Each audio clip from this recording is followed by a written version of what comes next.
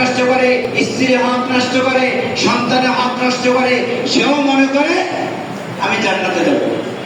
তাহলে বলো তো জাহান্নামে যাইব না? জাহান্নামে কি যাইব?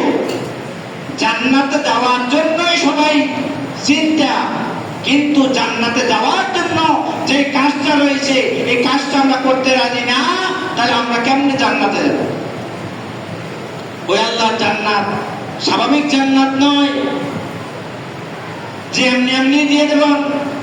আল্লাহর জান্নাত দিবেন বান্দাকে তার পারিশ্রমিক। কৃষক যেমন কাজ করে, সারাদিন কাজ করার পরে সন্ধ্যার পরে পারিশ্রমিক দেওয়া হয়, ঠিক তদ্রুপ আল্লাহর বান্দাদেরকে এই জমিনে দেওয়া হয়েছে, ছেড়ে দেওয়া হয়েছে, উন্মুক্ত করে দেওয়া হয়েছে।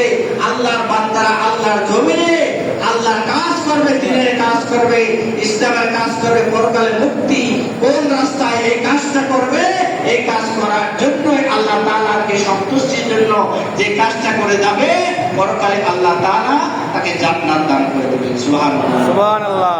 আমার ভাই, আমার বন্ধুগণ, এজন্য আমি আপনাদের সবাইকে, আমাকে সহ আমরা সবাই উদাত্ত আহ্বান করি, আমরা আসুন, আমরা এক আল্লাহ তাআলার প্রতি আমাদের ভালোবাসা, রাসূলের ভালোবাসা, মহব্বত, প্রেম আমাদের প্রত্যেকের